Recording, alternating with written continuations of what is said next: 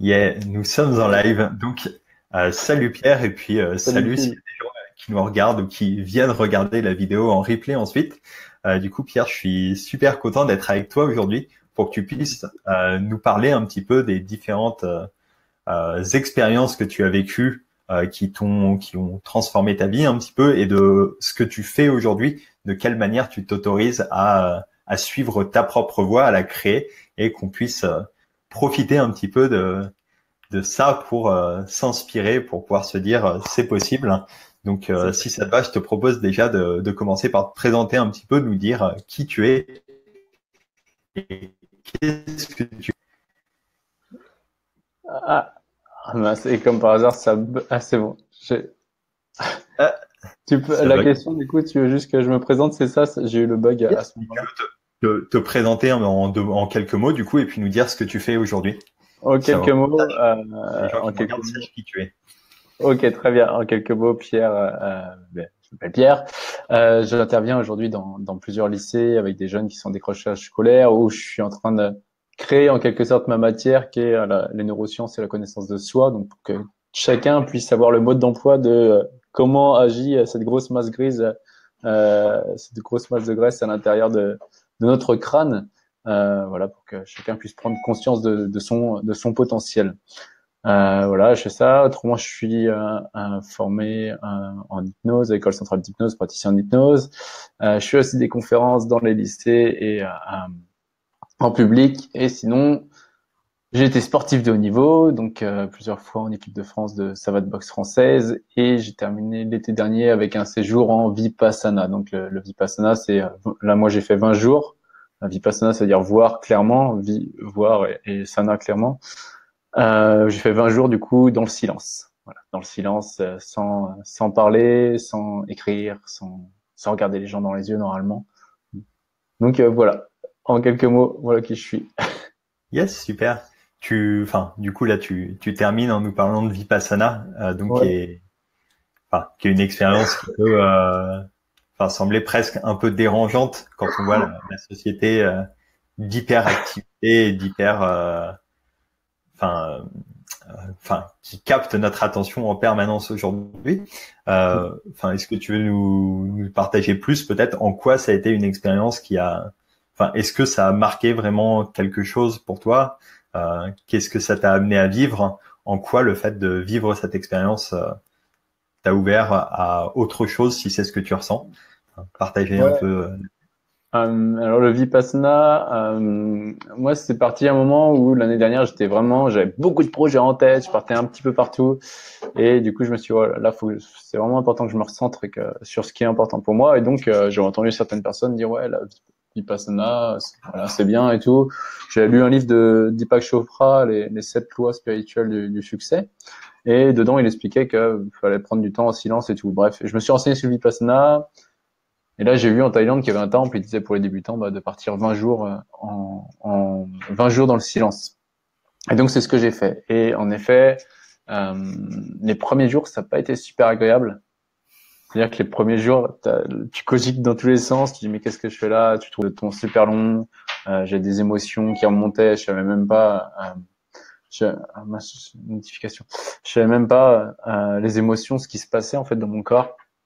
Et par contre, au bout d'un moment, je me suis senti vraiment calme, serein, riche. Je crois que c'était au 14e jour où je me suis senti super riche en fait. Genre là-bas, j'avais juste, alors manger végétarien une fois à 7 heures du matin, une fois à 11 heures du matin.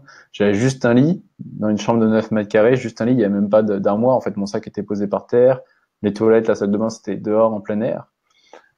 Et au 14e jour, j'ai eu un moment de gratitude, genre vraiment je sentais l'énergie qui tournait dans mon corps et j'avais presque les larmes aux yeux, je me suis dit waouh, mais c'est un truc de dingue quoi. Là, je suis super super super super heureux, je me sens super super riche, j'ai mes 2 mains, mes 2 jambes, j'ai des gens que je connais qui pourraient pas venir là parce qu'ils sont handicapés.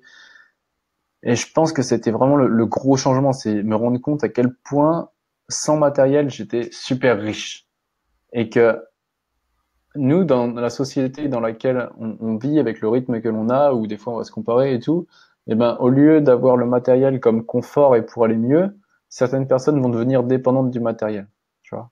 Et donc, au lieu que le matériel vienne, enfin, je veux dire, sans matériel, j'étais hyper heureux là-bas. Et des fois, parce que, pour n'importe quelle raison, parce que j'avais peur de manquer de ceci, de cela, eh bien, j'étais un peu heureux dans la vie réelle, en fait. Et donc ça, c'était la première prise de conscience. Et en fait, je peux être heureux avec rien. Avec rien, je suis déjà super riche. Et donc, tout ce que j'ai dans la vie, c'est juste du bonus. Voilà, ça, c'était la première prise de conscience. Et la deuxième, ça a été de donner du sens à pourquoi je fais ça. Pourquoi je fais telle chose. Pourquoi je vais au travail le matin. Qu'est-ce que ça me fait? Qu'est-ce que ça fait dans mon corps? Et après, de me poser la question, mais en fait, est-ce que je vis pour les bonnes raisons? Alors moi, par chance, j'aimais déjà tout ce que je faisais avec les jeunes, l'hypnose, etc., les conférences, j'aime énormément. Mais, mais de me dire, OK, comment est-ce que je peux le faire et en ayant encore plus de bonnes émotions, tu vois?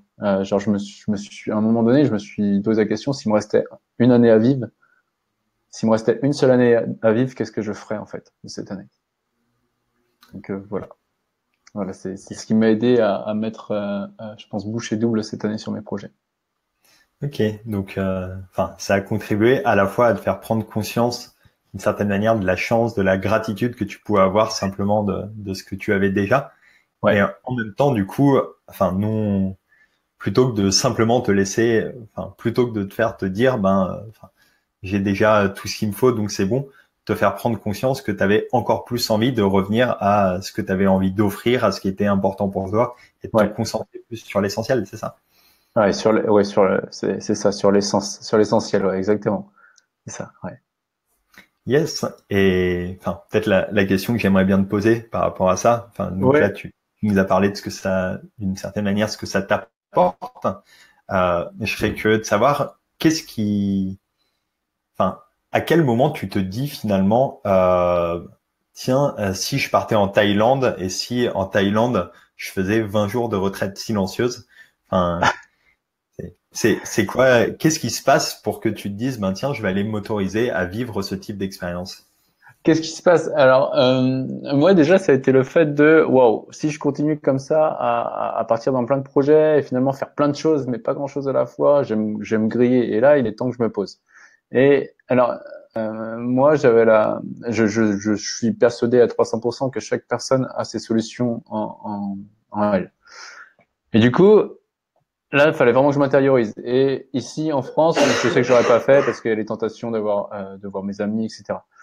Euh, et vu que j'avais envie de partir à l'étranger, j'ai regardé Thaïlande, je me suis dit Vipassana, et donc voilà, en fait, ça a été un peu le hasard, c'est que j'ai tapé Thaïlande, Vipassana Thaïlande, parce que j'ai envie de faire ça à l'étranger. Donc d'une part, c'était ça, et deuxième part, pourquoi 20 jours et pas 10 jours alors que tout le monde fait 10 jours? C'est que sur le site internet, c'était écrit pour les débutants, on vous conseille une vingtaine de jours. Alors quand j'ai pris ça 20 jours, il y avait plein de gens qui me disaient mais c'est un truc de fou, 20 jours c'est quand même beaucoup et tout. Moi je m'en rendais pas vraiment compte. Et puis je me disais en fait finalement je m'en fous quoi. Je m'en fous, moi j'ai envie de le faire donc je le fais. Et au Vipassana, c'est vraiment ce que j'ai réalisé là-bas. C'est qu'à un moment l'être humain existe, tu vois, l'être humain existe et exister c'est l'être qui est à l'extérieur, ex sista. Et si tu existes, ça veut dire, donc si tu es à l'extérieur, ça veut dire que tu es regardé en fait. Autrement, il n'y a aucune raison d'être à l'extérieur si t'es pas regardé, tu vois. Et à ce moment-là, je me suis dit, mais c'est un truc de fou. Parce que on va exister parce qu'on est regardé et donc on va dire, hein, on va faire les choses en fonction du regard, souvent en fonction du regard des gens, tiens, comment elle va me voir, etc. Mais on oublie une chose. L'être humain oublie une chose. Enfin, selon moi. Moi, j'avais tendance à oublier une chose. C'est que la toute première personne à me regarder, c'est qui? C'est moi-même. C'est moi-même. Et moi, je me vois 24 heures sur 24. Et donc, c'est à un moment donné, euh, le Vipassana m'a fait réaliser ça aussi. C'est, ok, peut-être que des fois, les gens, ils vont dire, ouais, mais si tu fais ça, c'est pas bien, ceci, cela, ils vont critiquer, c'est pas possible. Mais eux, quoi qu'il arrive, ils vont aller se coucher, tu vas peut-être les connaître 1 an, 2 ans, 3 ans, 4 ans, et après, tu les verras plus, mais toi, par contre, tu te verras toujours.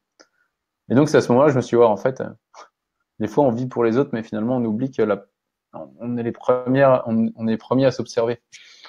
Donc ça l'a vraiment renforcé le Vipassana. Et ce qui fait que je suis parti là-bas, et même si c'était un moment où des gens me disaient mais attends, 20 jours dans un temple en Thaïlande, et peut-être, je pense pas, mais je pense que les gens étaient plus respectueux qu'à se moquer de ça.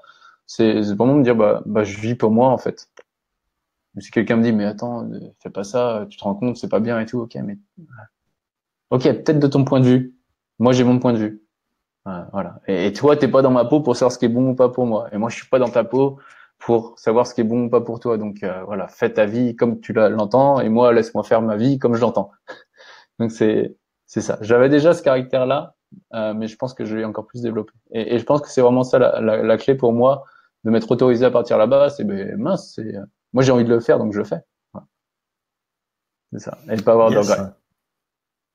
Donc c'est, enfin, à la fois le fait de te dire, enfin, c'est pour toi que tu le fais et pas pour les autres, de ne pas avoir Ouais, de regrets. ouais, Et exactement.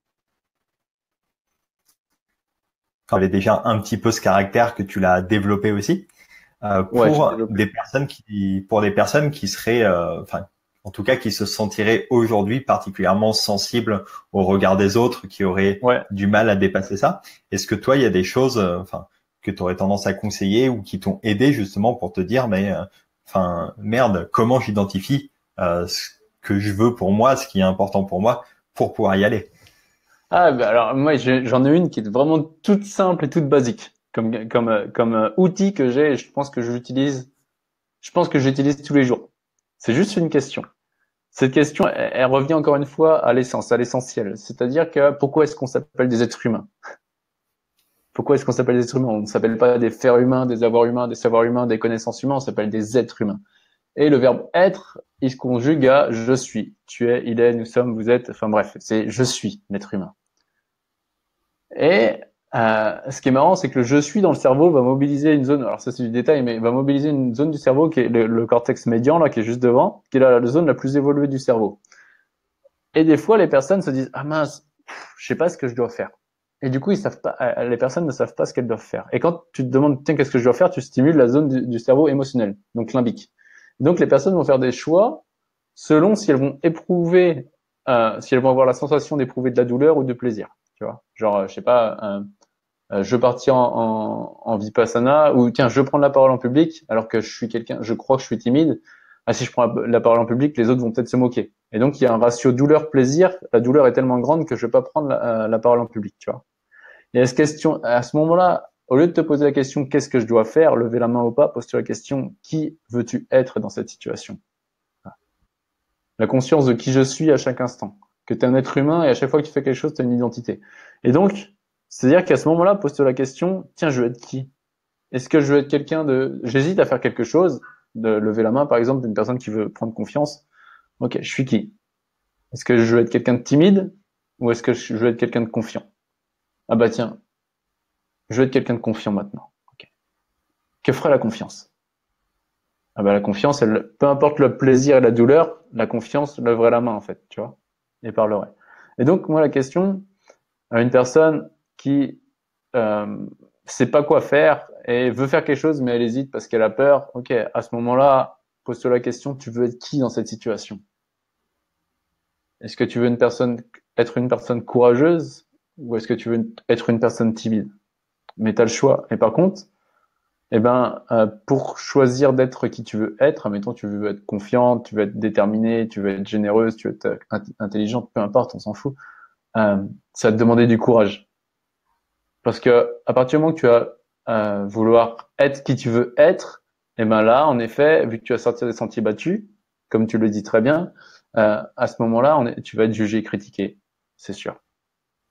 Et donc, à ce moment-là, il faut du courage. Le courage qui est le cours, c'est le cœur. Courage, c'est la force du cœur. Il faut du courage pour devenir qui tu veux être. Parce qu'à ce moment-là, quand tu veux devenir qui tu veux être, eh ben, il va y avoir des douleurs. Mais du coup, le conseil que j'aurais à donner, que j'ai à donner là, s'il y a des personnes qui hésitent des fois, c'est euh, qui voulez-vous être? Posez-vous la question. Qui je suis à ce moment-là? Qui je suis? Est-ce que je suis quelqu'un de timide ou est-ce que je suis quelqu'un voilà, qui vit pour lui, quoi? Qui je suis? Qui je suis? Voilà. Arrêtez de vous poser la question qu'est-ce que je dois faire quand vous hésitez. Vous posez vos questions qui je veux être dans cette situation. Voilà. Yes. Merci pour ce partage. Enfin, je crois énormément aussi au pouvoir enfin, de se questionner et de se Ah ouais. demander qui j'ai envie d'être. Donc, c'est Ouais. quelque chose qui résonne pour moi aussi. et qui m'a beaucoup aidé ces derniers mois, ces dernières années à avancer vers qui j'ai envie d'être, effectivement. Peut-être ce que j'aimerais te demander, à la fois par rapport à ça déjà, mais c'est, pour toi, est-ce que cette personne que tu as envie d'être finalement au quotidien, que tu as envie d'être plus tard, hein, est-ce que c'est une image de toi que tu prends le temps de travailler, de raffiner régulièrement, ou est-ce que c'est presque une évidence? Comment tu te... Alors en fait, du coup, alors ta question, elle est super bien posée. Et alors le où est-ce que c'est une évidence, tu vois? Alors est-ce qu'on peut mettre le où, est-ce qu'on peut mettre un et à la place? Parce qu'à la fois j'ai une image claire de qui je veux être à long terme et je prends le temps de la façonner et de voir qui je veux être quand j'aurai 40, 50, 60 ans, tu vois. Et à la fois, en fait, c'est une évidence. Donc c'est ça qui est drôle, c'est que c'est une évidence d'un côté parce que c'est vraiment mon intuition, mon cœur, mon âme, ce qu'on veut, bref. Mais c'est à la fois une évidence qui me guide à devenir qui je veux être, mais c'est à la fois aussi une image claire que je vais construire pour donner un cap à mon cerveau et dire tiens, et limite pour aligner le cœur et le cerveau, j'en sais rien, mais pourquoi pas, mais pour être sûr que les deux aillent dans la même direction en fait, que j'ai pas une partie de mon mental qui parte dans ah ouais mais tiens lui il m'a dit que j'étais ceci cela et du coup je me perds en fait entre mon mental et ce que veut mon intuition et des fois c'est ce qu'on va remarquer par exemple je travaille avec les jeunes on va remarquer que des fois ils veulent quelque chose mentalement mais leur corps les pousse dans une autre direction tu vois et donc je pense que Est-ce que tu as un exemple en particulier quand tu dis ça?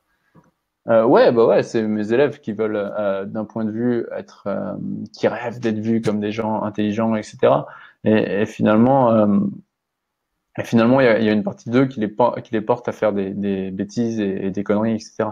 Donc, ils sont pas alignés du tout entre ce qu'ils veulent être et ce que le corps fait, tu vois. Et à un moment, je pense que c'est vraiment du stretching de se dire, OK, je veux être ça et de faire une image vraiment solide de qui tu veux être, de l'intégrer comme si tu l'étais déjà pour que le corps engage dans la même direction. Pour moi, il y a tout le temps un décalage enfin, il y a tout le temps. Autrement, il peut souvent avoir un décalage entre qui je veux être, ce que je fais, et qui je crois être, puisque je m'identifie à ce que je fais. Enfin, voilà, donc à la fois j'ai une image claire de qui je veux être dans 10 ans, 20 ans, 30 ans, et à la fois c'est une évidence parce que je suis guidé en fait par là, tu vois. Et de toute façon, les gens d'expérience, les personnes que j'accompagne qui sont mal dans la peau, qui n'ont pas de confiance, c'est qu'il y a une partie d'elles qui veut être, je sais pas, par exemple, confiant, et une autre partie qui est l'ego, je pense, la peur qui les maintient dans une, qui les maintient, qui les maintient et qui les force à stagner parce qu'elles ont peur du regard des autres. Donc, mais finalement, on sait tous, au fond de nous, je suis persuadé que enfin, en tout cas, pour moi, c'est comme ça qu'au fond de soi, on sait tous qui on veut être ou pas. Et pour autant, on peut prendre du temps pour le designer aussi mentalement, tu vois. Yes. Donc, ce que je comprends, tu me dis c'est ça, mais c'est à la fois le fait d'être capable de s'écouter un petit peu, d'écouter ce qui j'ai envie d'être, qui peut venir d'une manière plus intuitive, plus profonde, et en même temps prendre le temps, de prendre ce temps même mentalement de designer qui j'ai envie d'être, en faisant attention à ne pas se perdre par rapport à qui je pourrais être, toutes les injonctions de la société d'une certaine manière. Ouais, exactement. Exactement. Qui est-ce que moi j'ai envie d'être et quelles sont les injonctions de la société qui me poussent à être quelqu'un que j'ai pas envie en fait. Et c'est là la différence entre être et paraître, tu vois. Il y a une grande différence. Moi j'aime bien le paraître, j'aime bien jouer avec les mots et du coup je dis tout le temps paraître c'est ne pas être, tu vois, ne pas retourner à l'être. Bref. Yes. Ouais, j'ai remarqué, je pense qu'on remarque tous que tu aimes bien jouer avec les mots. Ouais. Je trouve ça sympa comme démarche. Et ouais, ça me parle de cette idée d'être ou paraître. Et je vois, surtout, chez les jeunes, vu que t'es avec des jeunes, je pense, mais de plus en plus, ce fantasme pour énormément de se dire, il faut que je devienne youtubeur ou des choses comme ça. Oui. Mais, où il y en a plein finalement. Il y en a effectivement, c'est ce qui les attire, c'est ce qu'ils ont envie d'être, et d'autres, c'est plus parce que c'est ce que la société reconnaît aujourd'hui, parmi les jeunes. La question peut-être que j'aimerais bien te poser par rapport à ça, c'est donc là on vient sur cette idée d'être, Et Ouais. ce que je comprends, c'est que finalement, pour toi, tu reviens à qui j'ai envie d'être et pour aussi ensuite venir déborder, venir t'ouvrir sur qu'est-ce que j'ai envie de faire à travers Oui. qui je suis. Ouais, Et est-ce que tu veux exactement. nous parler aujourd'hui de comment justement ton être, comment qui tu as envie d'être, ça vient t'amener à ce que tu es en train de faire peut-être, et au fait, enfin tu parlais au début donc de donner des cours dans une matière que tu as créée. Ouais. Donc, enfin si tu peux nous parler un Ok. peu de ça. En fait, c'est vraiment ça. Moi, dans la, dans la version la plus loin que je vois de moi, c'est vraiment quelqu'un de sage, qui est vraiment quelqu'un de sage. J'en suis très loin.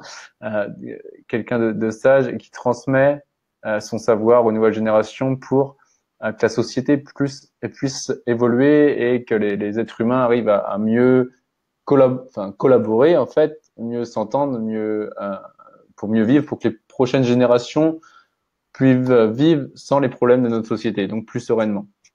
Et, euh, et pour moi, du coup, ouais, ça passe par l'éducation, en fait, finalement. C'est-à-dire que je me vois comme une personne sage dans 40 ans. Pour l'instant, je le suis pas, mais je fais comme si je l'étais.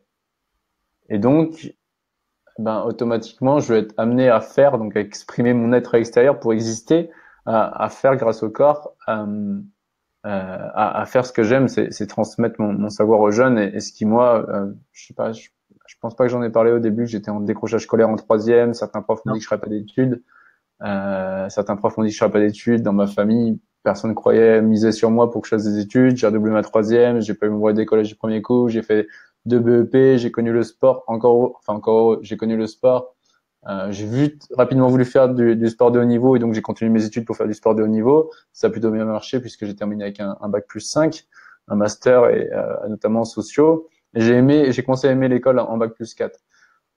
Et voilà. Et en fait, c'est tout ça, ce chemin de Après, je me suis intéressé aux neurosciences et là, en neurosciences, j'ai fait, mais waouh, mais c'est un truc de fou. Tout le monde a un cerveau qui est quand même fantastique. Et après, la seule différence entre une personne qui va faire des études ou pas, ça va être la faculté. Si elle croit qu'elle est intelligente, elle va développer ses capacités. Si vous regardez la pyramide de Diels, et si elle se croit nulle, eh ben, elle va pas les développer, tout simplement. Je me suis dit, mais en fait, tout le monde est intelligent, tu vois. Moi, jusqu'au bac plus, jusqu'aux neurosciences, même jusqu'au bac plus 5, je pensais que j'étais débile et que c'était de la chance que j'avais mes diplômes. Et quand j'ai su ça, je me suis dit, mais en fait, voilà, j'ai envie de transmettre aux jeunes qui leur éviter de faire, de vivre ce que moi j'ai vécu en interne. C'est-à-dire que moi, le matin, je me levais, j'avais pas tout le temps en cours.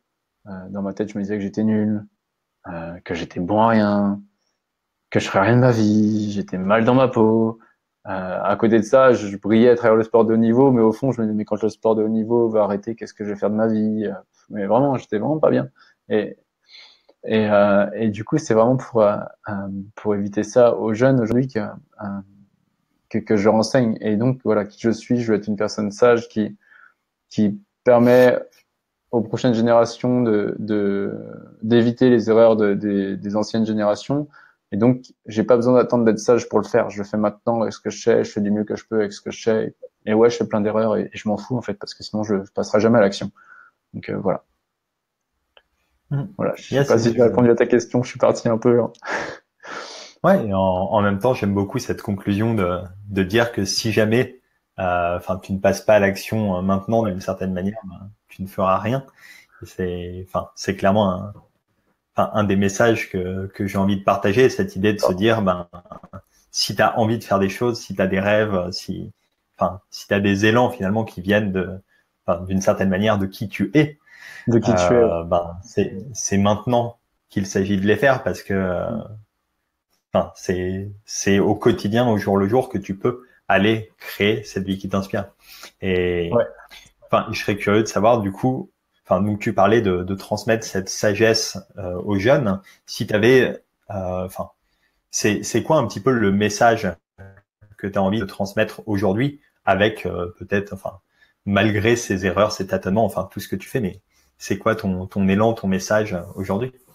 Alors, moi, alors le message, je vais le décomposer, mais le message vraiment principal que j'ai, que j'ai vraiment fortement depuis le Vipassana, c'est la promesse que je me suis fait au Vipassana, c'est que mon regard sur moi sera plus fort que le regard des autres sur moi. Ça, c'est vraiment mon message. Et derrière ça, il y a que chacun a du potentiel, tu as du potentiel. La seule chose qui va te brider, la seule chose qui va t'arrêter, c'est cette petite voix dans la tête qui te dit fais attention, les autres vont dire ceci, cela, ah, t'es peut-être pas capable, etc. Mais il y a un moment, stop, parce que si tu commences, là, encore ce matin, j'étais avec les jeunes en cours, là, où on traitait de l'épigénétique, ça leur a vraiment ouvert les yeux, donc on faisait de l'épigénétique avec eux, euh, et, et mince, et je leur disais, et du coup, je les entraîne à reformuler ce que je dis. Et ils disent, mais je sais pas faire. Ok, mais c'est normal que tu sais pas faire, tu l'as jamais fait.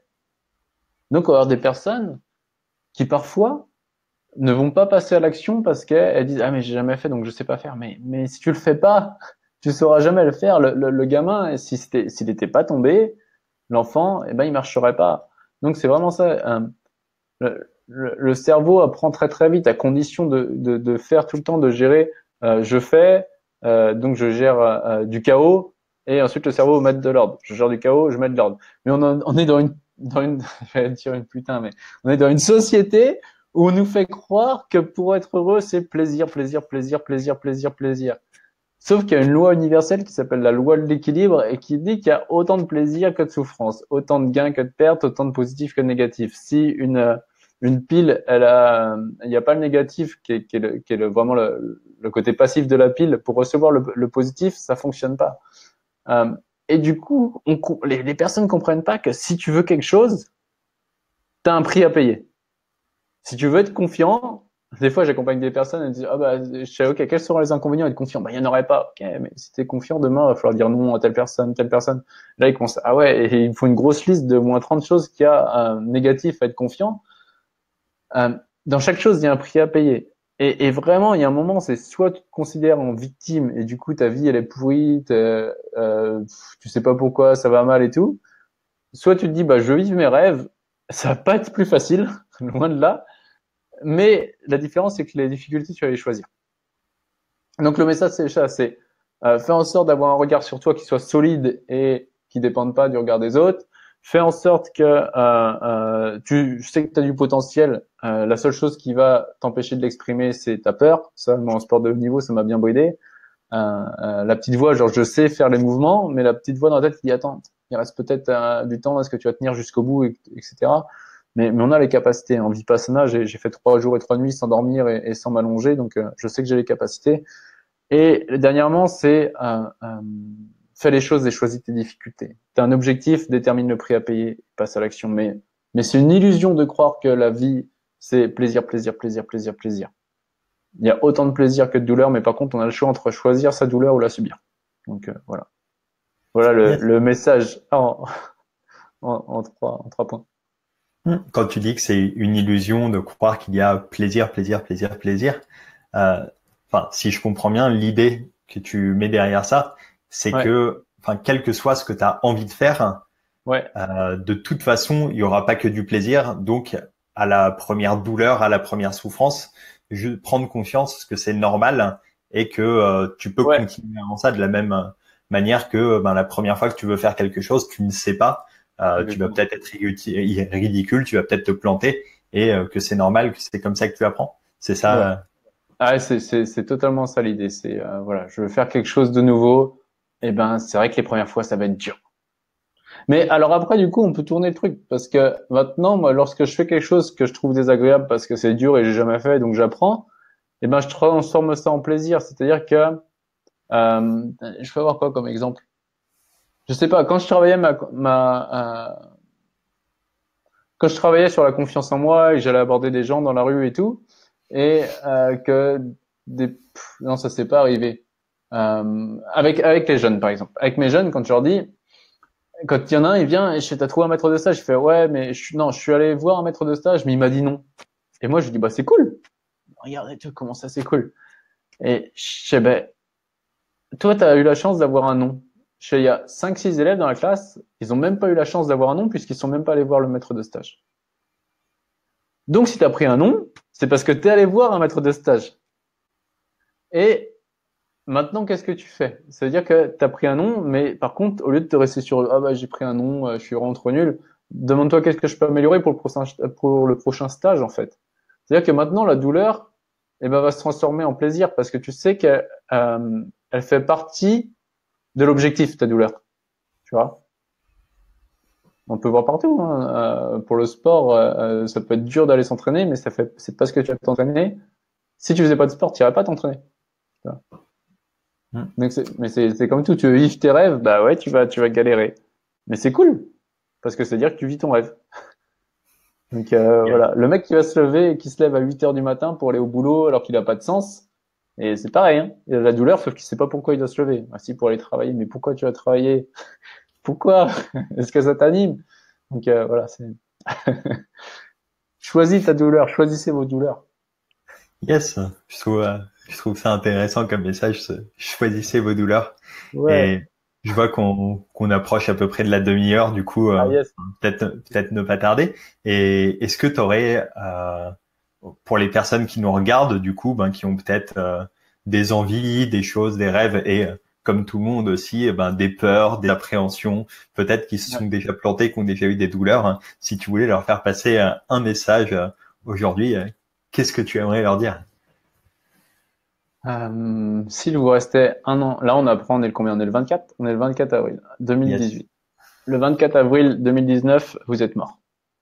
C'est fini. Game over. Vous faites quoi cette année? Voilà, ce serait vraiment le message. Moi, c'est celle qui m'a aidé au Vipassana et sur laquelle je me rapproche quand j'ai un choix à faire et que j'hésite. Ok, il te reste un an à vivre, tu fais quoi? Donc, tout l'argent que tu as sur ton compte, tu sais que non, de toute façon, ça perd plus. Voilà. Après, équilibrer avec de la sagesse, de voir aussi à long terme. Mais voilà, c'est vraiment ça. Parce que vraiment, hein, quand on est confronté à la douleur, à la souffrance, là, enfin, je sais pas si vous reste un an à vivre, je pense que vous allez faire des choses que vous soupçonnez même pas capable aujourd'hui. Ouais, donc ce serait ça le mot. Et puis après, c'est vivre. Enfin, ça c'est la classique qu'on entend tous, hein, c'est vivre pour soi. Mais bon, c'est plus facile à dire qu'à faire. Mais sur ça, se dire que devant le miroir, c'est vous qui allez vous regarder. Je Yes. pense, Donc, je pense que c'est ça le mot. Si vous reste un an, j'aimerais bien, vous prenez un bout de papier là à la fin du live, fin de la vidéo, et vous dites, allez, il me reste un an à vivre. Et de se mettre je sais pas, de se mettre dans l'émotion, en fait, ah putain, il me reste un an à vivre, je sais quoi. yes, c'est du coup, je vous invite à vous qui regardez la vidéo à terminer là-dessus, prendre 5 minutes, 10 minutes, un quart d'heure pour vous, prendre un Ouais. papier, un crayon et faire cet exercice, effectivement. Et se dire que de toute façon, vous serez pas parfait, donc voilà, et que la perfection vient déjà ça n'existe pas, mais ça vient en faisant. Donc, comme je dis à mes élèves, vous êtes tous parfaits avec vos imperfections. Yes. Ben, merci beaucoup à toi du coup Merci à toi, pour tous Jules. les partages. Merci à tous ceux qui nous regardent. Donc j'espère qu'il y a des idées, des clés ou même que par rapport à l'histoire de Pierre, il y a des choses qui peuvent résonner chez vous, qui peuvent vous donner envie ben, d'écouter un peu tous ces conseils qu'il vous a donnés, d'y aller, de passer à l'action, d'aller Ouais, choisir vos douleurs et, ouais, c'est et ça. de vivre aussi du coup vos rêves et ce qui vous inspire à travers ça. Ouais, exactement. Yes. Donc, Super, Jules. Bah, merci à continue comme tous. ça. C'est cool ce que tu fais pour les gens et voilà, continue. Yes. Top. Et très belle journée ou matinée ou quel que soit en fonction de la moment où vous regarderez cette vidéo en direct ou en replay. Ciao et à la prochaine. Ciao.